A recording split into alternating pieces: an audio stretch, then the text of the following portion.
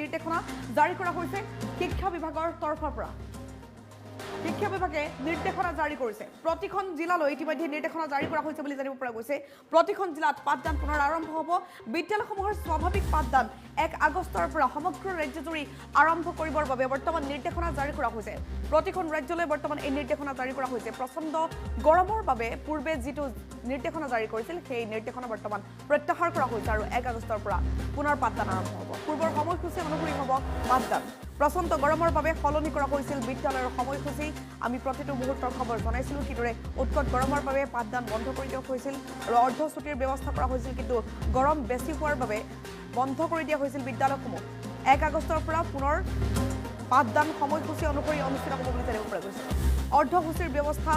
আৰু পূৰ্বৰ যি সময়সূচী সলনি কৰি পুৱা 7 বজাৰ পৰা পাঠদান কৰিবৰ বাবে বিশেষ এটা ব্যৱস্থা কৰা হৈছিল সকলোৰে হয়তো মনত আছে বৰ্তমান সেই সময়সূচী সলনি কৰা হৈছে পূৰ্বৰ সময় অনুসৰি অৰ্থাৎ 9 বজাৰ পৰা পাঠদান আৰম্ভ কৰিব পাৰিব এতিয়াৰ পৰা কাৰণ উৎকট গৰমত দেখিবলৈ পোৱা যায় পাঠদানসমূহ 9 বজাত আৰম্ভ হয় 12 বজাৰ পাছত ঘৰলৈ ঘূৰি আহিবলৈ দুপৰীয়া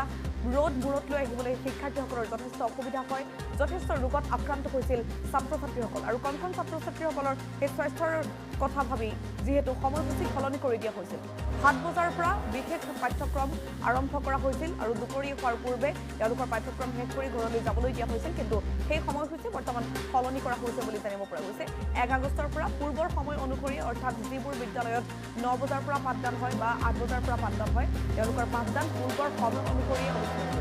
আৰ্লি মৰ্নিং যি ক্লাছেছবোৰ আছিল 7 বজাৰ পূৰ্বে আৰম্ভ হোৱা ক্লাছ এতিয়াৰ পৰা পুনৰ বন্ধ কৰি দিয়া হ'ব যেহেতু গৰম কিছু পাতলিছে গৰম কিছু কমিছে আৰু সেইবাবে এই বিশেষ নিৰ্দেশনা বৰ্তমান প্ৰত্যাহাৰ কৰা হৈছে বুলি জানিব পৰা গৈছে আৰু শিক্ষা বিভাগে জাৰি কৰিছে এই নিৰ্দেশনা প্ৰতিখন জিলালৈ ইতিমধ্যে নিৰ্দেশনা প্ৰেৰণ কৰা হৈছে 1 আগষ্টৰ পৰা ৰাজ্যৰ বিদ্যালয়সমূহত স্বাভাৱিক পাঠদান আৰম্ভ হ'ব পূৰ্বৰ যি আৰ্লি মৰ্নিং ক্লাছেছবোৰ হৈছিল 7 বজাৰ পূৰ্বে বা 7 বজাৰ পৰা আৰম্ভ হোৱা পাঠদানবোৰ বৰ্তমান বন্ধ কৰা হ'ব আৰু যিবোৰ বিদ্যালয়ত 9 বজাৰ পৰা পাঠদান হয় সেইবোৰ বিদ্যালয়ত 9 বজাৰ পৰা হ'ব যিবোৰত 8 বজাৰ পৰা হয় তেওঁলোকৰ সেই পূৰ্বৰ সময়সূচী অনুসৰি মুঠৰ ওপৰত বিদ্যালয়ৰ পাঠদানবোৰ চলিব বুলি জানিব পৰা গৈছে আৰু ৰাজ্যৰ লাখ লাখ শিক্ষাৰ্থীৰ বাবে এই জৰুৰী নিৰ্দেশনা জাৰি কৰিছে শিক্ষা বিভাগে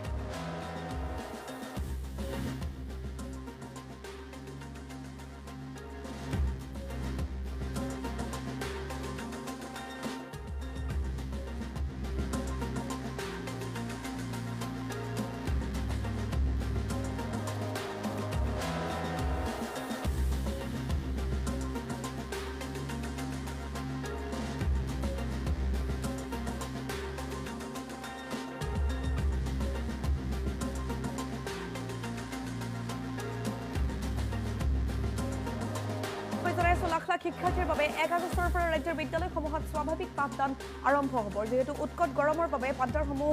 আগুৱাই দিয়া হৈছিল আৰ্লি মৰ্নিং ক্লাছেছবোৰ আৰম্ভ হৈছিল 7 বজাৰ পূৰ্বে বা 7 বজাৰ পৰা পাঠদান কৰা দেখিবলৈ পোৱা গৈছিল দুপৰীয়া উৎকট গৰমত ছাত্ৰ-ছাত্ৰীসকলে পাঠদান কৰি ঘূৰি অহাটো মূৰত ৰ'দৰ তাপ লৈ উভতি অহাৰ ফলত যথেষ্ট ৰোগৰ আক্ৰান্ত হৈছিল ছাত্ৰ-ছাত্ৰীসকল আৰু সেই উৎকট গৰমৰ প্ৰতি লক্ষ্য ৰাখি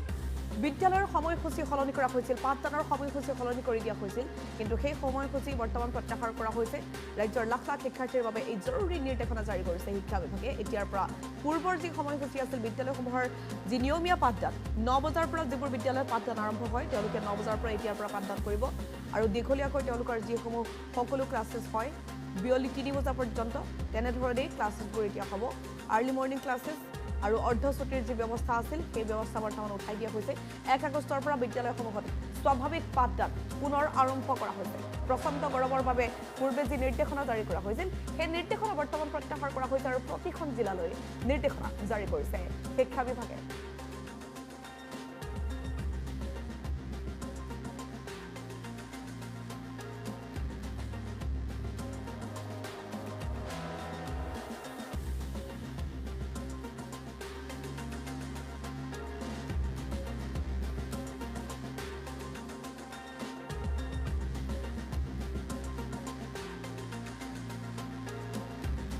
লাখ লাখ শিক্ষাৰ্থীৰ বাবে জৰুৰী নিৰ্দেশনা উৎকট গৰমৰ প্ৰতি লক্ষ্য ৰাখি যেহেতু বিদ্যালয়ৰ পাঠদানৰ সময়সূচী সলনি কৰি দিয়া হৈছিল অৰ্ধছুটিৰ ব্যৱস্থা কৰা হৈছিল কিছু বিদ্যালয়ত পুৱা আৰ্লি মৰ্নিং ক্লাছেছ আৰম্ভ কৰা হৈছিল যেহেতু দুপৰীয়াৰ পাছত মূৰত বেলি লৈ বা প্ৰখৰ ৰ'দত ঘৰলৈ উভতি অহাৰ বাবে যথেষ্ট ৰোগৰ বলি হ'বলগীয়া হৈছিল যথেষ্ট ৰোগত আক্ৰান্ত হৈছিল ৰাজ্যৰ শিক্ষাৰ্থীসকল আৰু তাৰ প্ৰতি লক্ষ্য ৰাখি উৎকট গৰমৰ প্ৰতি লক্ষ্য ৰাখি বিশেষ ব্যৱস্থা কৰা হৈছিল যে আৰ্লি মৰ্ণিং ক্লাছেছ হ'ব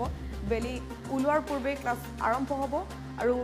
প্ৰখৰ ৰ'দ আৰম্ভ হোৱাৰ পূৰ্বে দুপৰীয়া হোৱাৰ পূৰ্বে ছাত্ৰ ছাত্ৰীসকল যাতে ঘৰলৈ ঘূৰি যাব পাৰে অৰ্ধছুটিৰ ব্যৱস্থা কৰি দিয়া হৈছিল কিন্তু সেই ব্যৱস্থা বৰ্তমান প্ৰত্যাহাৰ কৰা হৈছে পূৰ্বৰ সময়সূচী অনুসৰি এতিয়াৰ পৰা বিদ্যালয়ৰ পাঠদান আৰম্ভ কৰা হ'ব আৰু 1 আগষ্টৰ পৰা কাৰ্যকৰী হ'ব সেয়া উল্লেখ কৰিছে শিক্ষা বিভাগে ৰাজ্যৰ লাখ লাখ শিক্ষাৰ্থীৰ বাবে এই জৰুৰী নিৰ্দেশনা জাৰি কৰা হৈছে আৰু প্ৰতিখন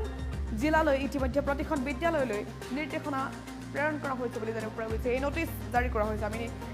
দেখুৱাই আছো স্ক্ৰলিঙত দেখিবলৈ পাইছে নটিচ জাৰি কৰা হৈছে প্ৰতিখন বিদ্যালয়লৈ এই নটিচ পঠিওৱা হৈছে প্ৰতিখন জিলালৈ বৰ্তমান শিক্ষা বিভাগে এই নটিচ জাৰি কৰিছে বুলি জানিব পৰা গৈছে পূৰ্বৰ সময়সূচী অনুসৰিয়ে বিদ্যালয়ৰ এতিয়াৰ পৰা পাঠদান চলিব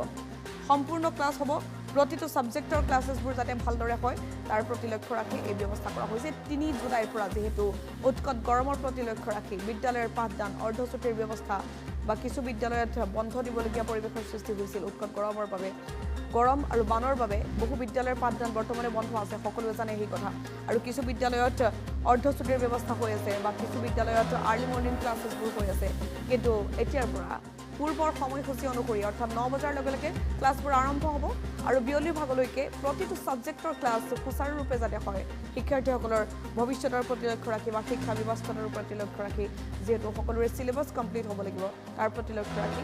আৰু গৰম কিছু কমাৰ বাবে এই ব্যৱস্থা পুনৰ কৰা হৈছে 1 আগষ্টৰ পৰা ৰাজ্য বিদ্যালয়সমূহত স্বাভাৱিক পাঠদান আৰম্ভ কৰা হ'ব